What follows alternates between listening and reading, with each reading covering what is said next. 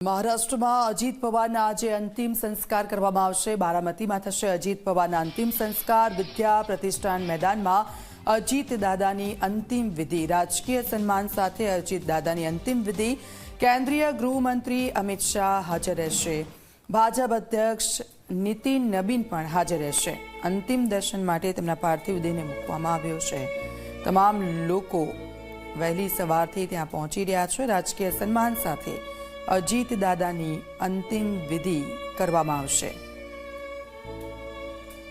તો આપ જુઓ મહારાષ્ટ્રના ડેપ્યુટી સીએમ કે જે પ્લેન ક્રેશમાં તેમનું નિધન થયું અને ત્યારબાદ એક રાજકીય શોકનો માહોલ જોવા મળ્યો। એક મોટી ખોટ પરિવારમાં અને રાજકીય રીતે પણ જોવા જોઈએ તો એક સૌથી મોટી ખોટ કે જે ન ભરી શકાય તેવી અજીત દાદાની આ જે વિદાય છે, અણધારી વિદાય, અને તેનાથી પરિવારજનો આઘાતમાં છે।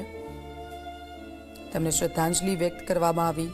તમામ રાજકીય નેતાઓ છે તેમને શ્રદ્ધાંજલિ આપી અને આ જે દુઃખની ઘડી છે તે સહન કરવાની શક્તિ ભગવાન તેમને આપે તેવી પણ પ્રાર્થના કરી।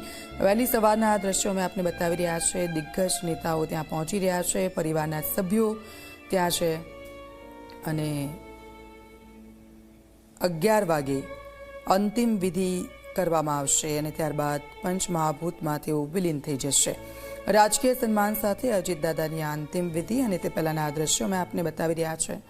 ફૂલોથી શણગારવામાં આવ્યો છે એક આખી બસ અને ત્યાં તેમનો ફોટો ત્યાં રાખવામાં આવ્યો છે। જે પણ લોકો ત્યાં આવી રહ્યા છે હાથ જોડી પ્રાર્થના કરી રહ્યા છે અને તેમને શ્રદ્ધાસુમન અર્પણ કરી રહ્યા છે। ડેપ્યુટી સીએમ અજીત પવાર કે જેઓ બારામતી જઈ રહ્યા હતા ને ત્યારે આ એક મોટી દુર્ઘટના પ્લેન ક્રેશમાં તેમનું નિધન।